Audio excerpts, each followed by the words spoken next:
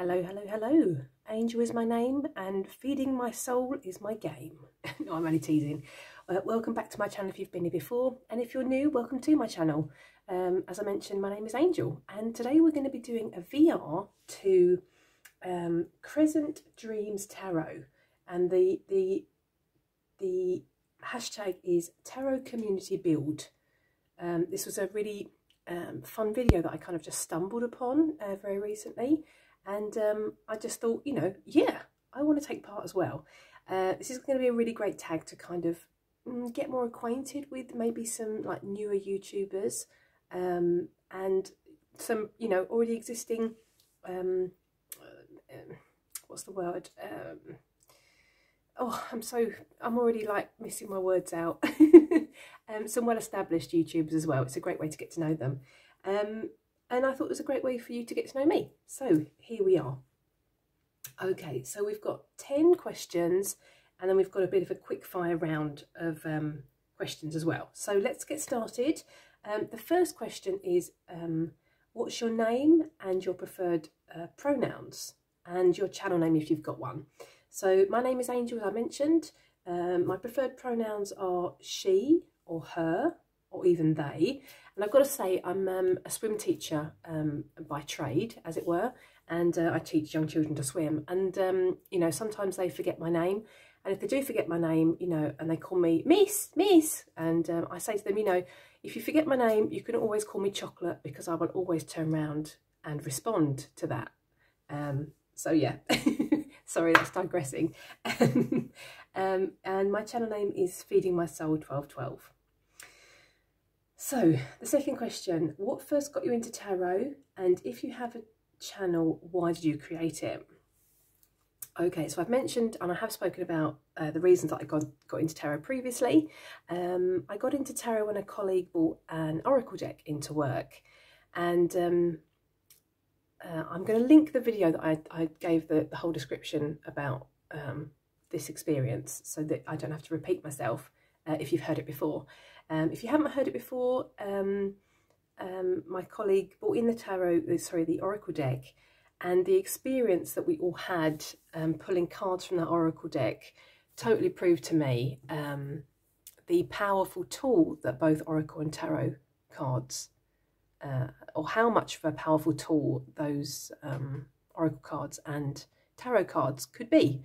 And that's what kind of started me on my healing path with tarot, using that as a tool for trauma, inner reflection, and even using oracle in the same way. And that also started me on my beginner witch path. Yeah, let's have a looky here. Why did I create my channel? I created my channel because I'm a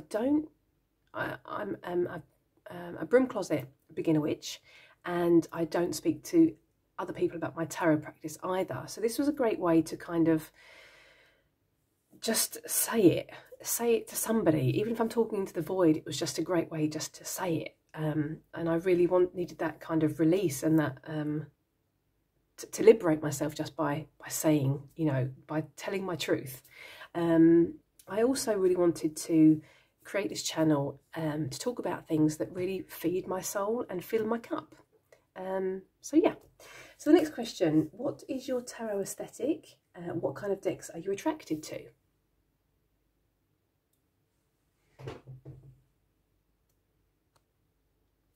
Sorry about that, I bashed the camera. I had to quickly get up and save my cat, who was just about to do a crazy manoeuvre. Okay, so my tarot aesthetic. I'm going to show a couple of decks which kind of will hopefully give a bit of an idea of my tarot aesthetic. I'm going to start with this one, which is the Tarot of Oneness, and this is to represent the kind of decks that I enjoy based on colour. So I'm a major colour person, hashtag colour me happy tarot. I totally love me some colour in my decks. So this is a great example of that. I would also say that I really enjoy decks that are modern, I would say. I don't have particularly very many decks that are, oh, I'm losing my words again. what's the opposite of modern? I'm thinking of like, oh, I'm totally drawing a blank. Oh, if this is your first time to my channel, this happens very, very often. I'm going to make the excuse by saying that I don't live in an English-speaking country, although I do come from England originally, so I don't use English on a daily basis. The only time I use English is when I do my YouTube videos. So I'm out of practice with English. That's my disclaimer. I'm going to put on the screen what I'm trying to say about the decks that I'm not attracted to, because for the life of me, I've forgotten what the word is. So that is a good example of the kind of decks that I'm attracted to. Even this one, this is the Journey to Enlightenment Tarot. Same again, I love the images. I really enjoy that there's a lot going on in the cards, and they're quite intensive cards. However, the deck reads, in my experience, it's a very gentle deck. But I love the colours in this. It just totally makes me happy, totally feeds my soul and fills my cup.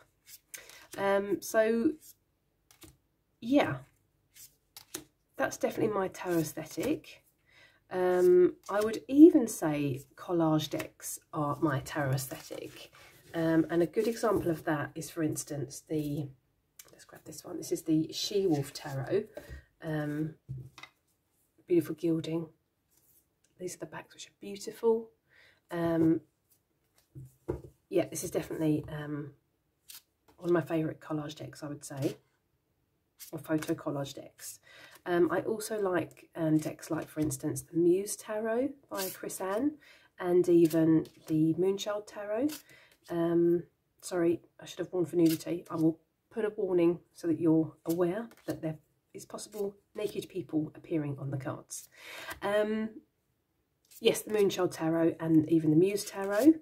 That's definitely my aesthetic. I would even say that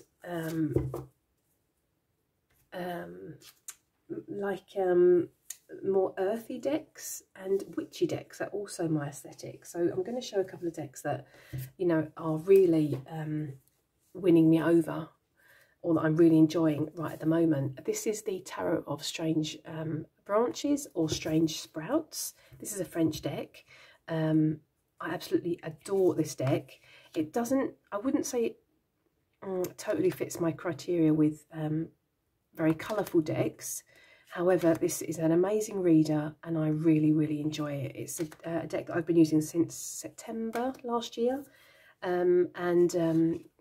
This year, my intention is to deep dive the decks that I already have, and to, I'm going to say, not purchase so many other decks is my plan. But I'm not, you know, I'm not promising anything, but that's my plan. So I totally, totally love this deck. I love the art style and I love the earthiness of it as well. Another, I would say, quite a grounded deck with a bit of an ancestral vibe to it is this one. This is a Compendium of Witches oracle, which is my favourite oracle right at the minute. I've edged mine in this mustard colour and I've also bronzed off the edges. I absolutely adore this deck.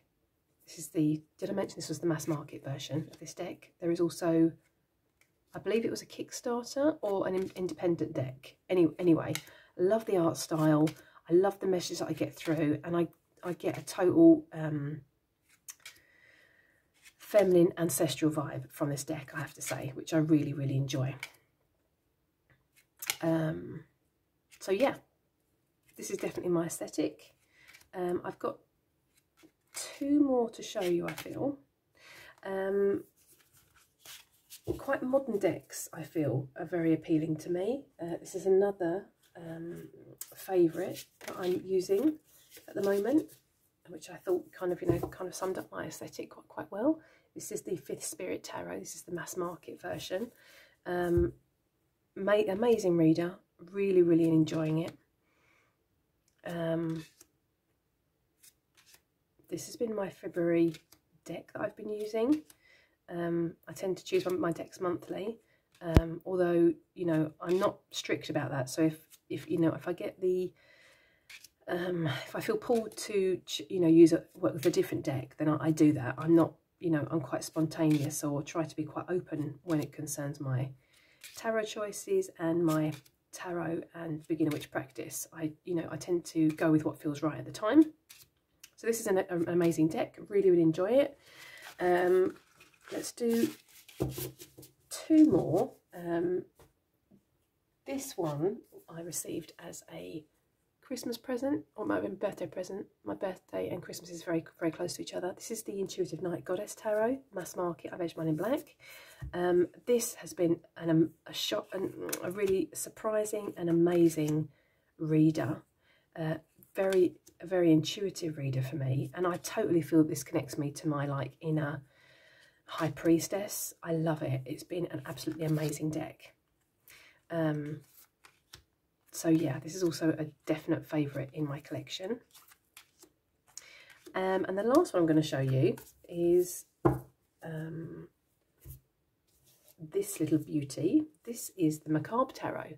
And I've had this for quite a while, and I've recently started using it, and it totally, you know, knocked my socks off, and, you know,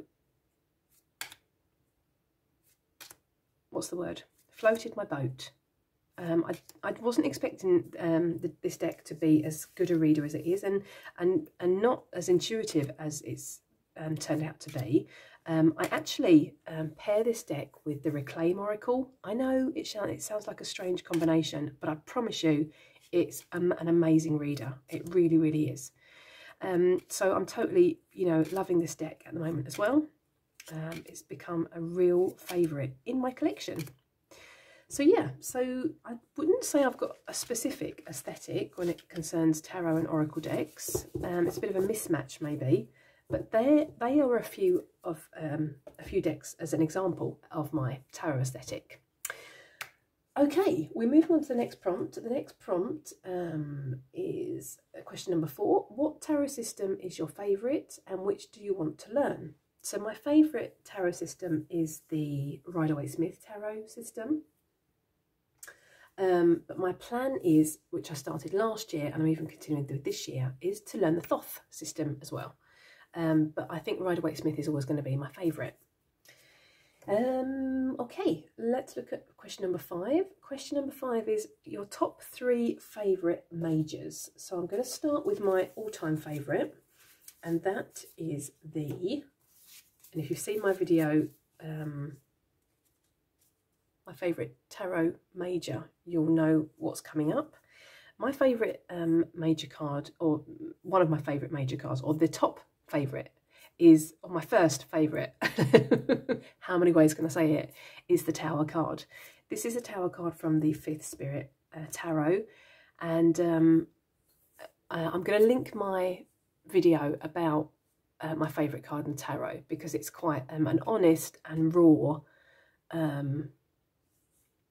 video and explanation about my healing journey that I've been on since 2020, or possibly even from 2016 really, but 2020 was when I picked up my spiritual path. So I love this Tower card, mainly because the person sitting in front of the building is just letting the lightning that started the fire, they are just letting the building burn. And I find that really empowering.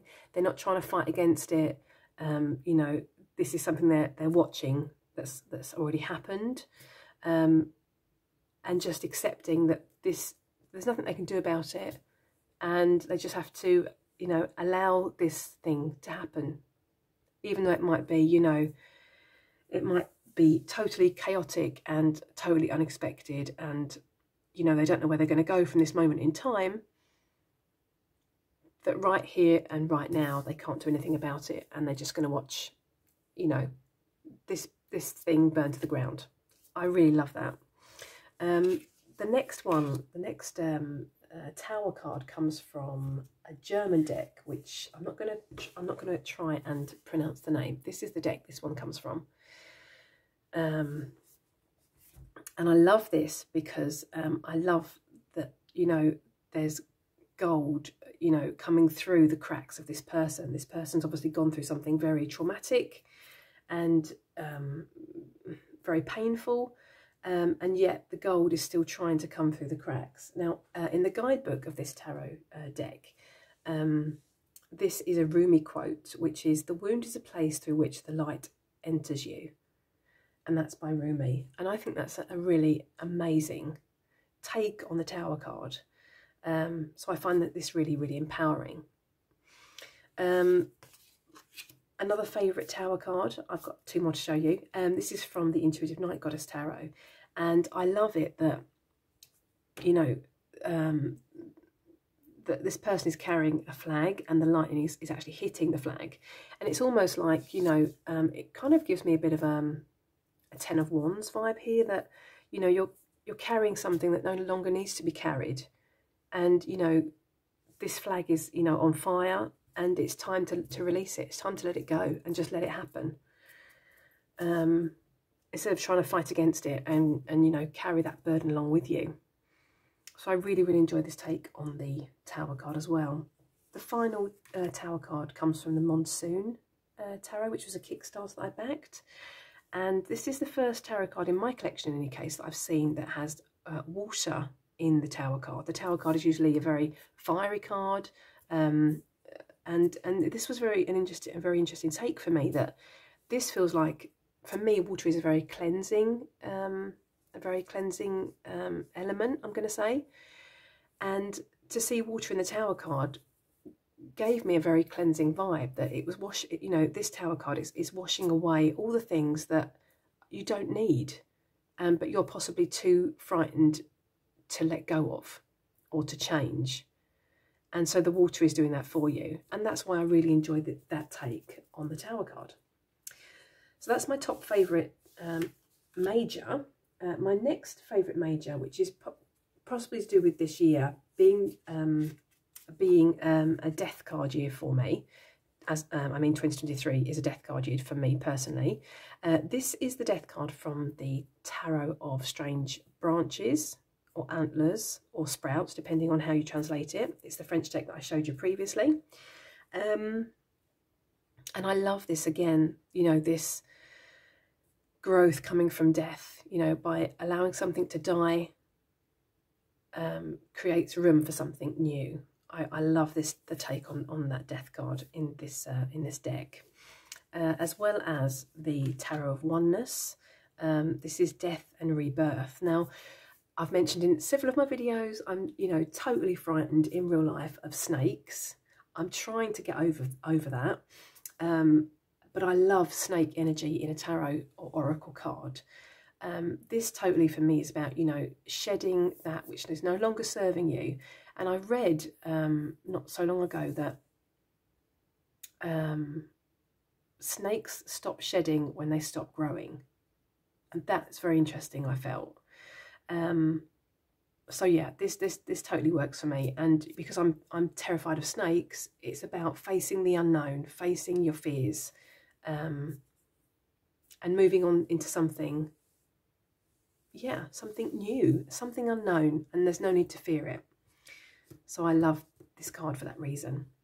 My next favourite major, or my last favourite major, is quite a recent one, I'd say. The High Priestess. This is the High Priestess from the Star Seekers Tarot, I want to say. And I'm going to show you even this one. This is from the Intuitive Night Goddess Tarot. And I'm going to say that the High Priestess has become a favourite major card since the beginning of this year. And I just love, I'm going to say that I have, wait, let me think what I'm going to say before I start trying to babble about it. In September last year, I started with a new practice, which was releasing my inner wild woman. And antlers and sprouts and branches became very, very relevant to this practice. So when I saw this High Priestess with the antlers, that was like, that just totally struck a chord in me. And so I really resonated with this High Priestess card. I even really resonated with this High Priestess card, that I find in some cards the High Priestess can seem very unreachable, and I'm going to explain that by saying that with this card, this totally feels like my inner High Priestess, you know, naked, not needing any tools. It's all within you. It's all the answers that are inside of you already, and you don't need anything to release those answers and to delve deep and to receive those answers from your higher self, as it were, and from your intuition. That goes the same with, this is the High Priestess from the Monsoon Tarot, and it's the same again. You know, I feel that this totally, you know, this is about my higher priestess and not needing anything else or anybody else or any other kind of tool. It's all within me. You know, if I just sit with myself and listen to myself, then the answers are there for the taking, and the wisdom is there for the taking. And that's why I really, really enjoy these two interpretations of the High Priestess card. Sorry. That was a really long answer, wasn't it? I feel like we're already a long way into the video. I'm going to apologise and just say that, you know, it's going to take the time it takes. I do apologise in advance. Get yourself a beverage, get yourself a snack and get comfy. Okay.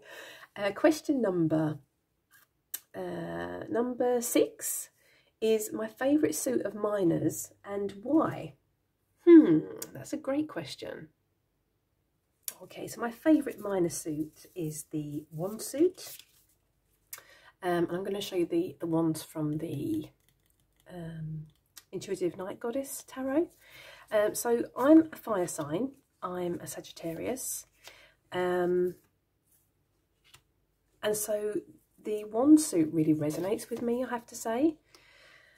Now, I really like the wand suit, you know, it's about creativity. Inspiration, yeah, passions and ambitions, and I really, really like that.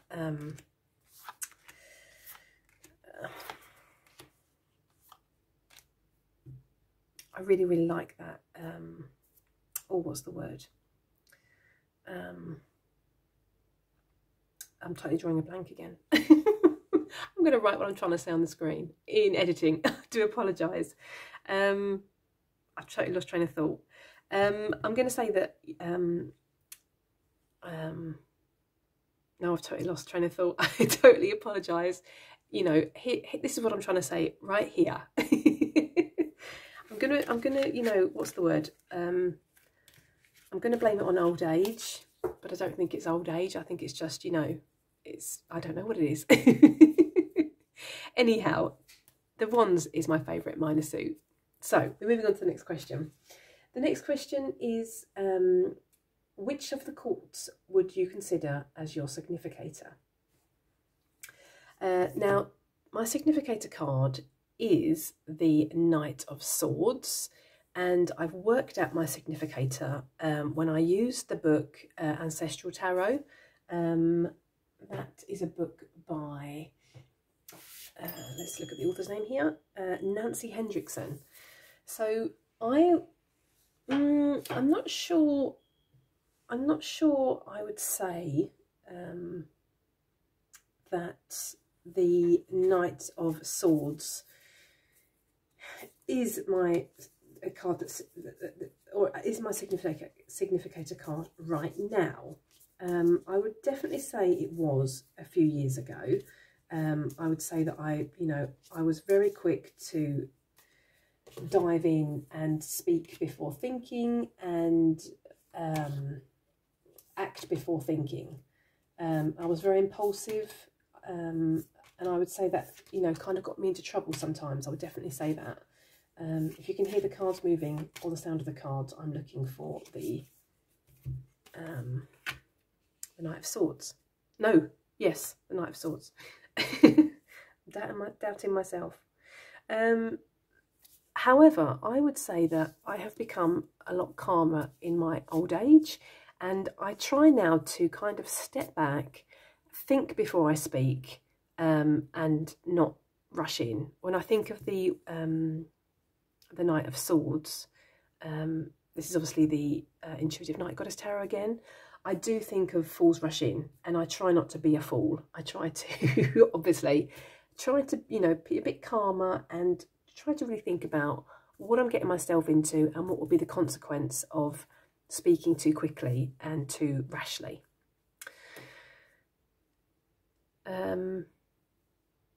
Yeah, however, I am going to say that I do think that this practice I was speaking about earlier, my inner wild woman practice, and another practice that I'm working with right now about healing the facets of myself, I do think that's going to be beneficial to getting back to the warrior of swords characteristics, and being a bit more action orientated, and, you know, not putting things on the back burner as much, and trying to be a bit more spontaneous where it concerns matters that I've been a lot more restrained in the last few years. Hope that makes sense. I feel like I'm rambling now. We're moving along to the next question. Okay, the next question is question number 8. Is cardstock a big deal for you? I'm going to say no. I think that's quite truthful.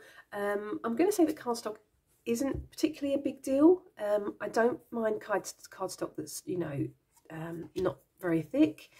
The only thing that I do have a problem with is rose petal cardstock. And I'm thinking like the Star Child Tarot, for instance. I have a real problem with that deck. I find that the cards really stick together. This cardstock, I think this is maybe like linen cardstock. I'm not very good at cardstock. I'm not an expert.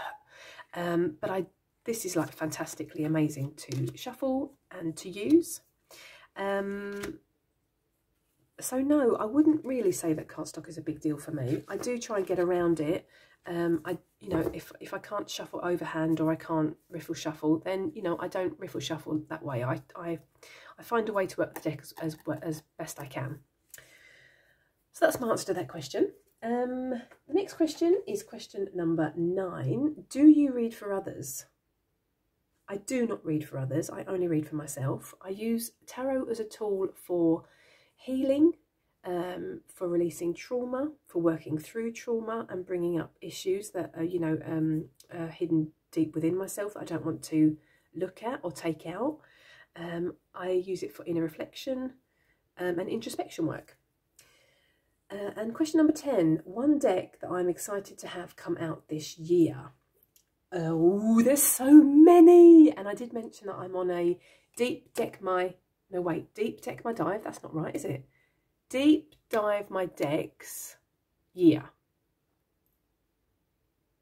I'm going to put in there like maybe like inverted commas, like a low buy year. But, you know, I'm not holding myself to that. I'm just trying to be good. I'm trying to be good and not purchase too many decks this year. What is too many? How long is a piece of string? I don't know. It's all very free and easy where it concerns my tarot practice and my beginner witch practice. You know, I don't put any restraints on myself. I'm very spontaneous and easy and open. It's just the mundane life that, you know, I try to be a bit more restrictive and have more boundaries and not be as spontaneous and think before I jump. But, you know, tarot practice and beginner witch practice, it's like a free-for-all. You know, we're doing it, we're living the dream. I'm going to say one deck that I'm definitely really looking forward to this coming year, which is coming out, is the Valoria Tarot, I believe it's called. It's a deck by the same creator as the Macabre Tarot, Sam West. I believe she's now called Sam Rock, I believe.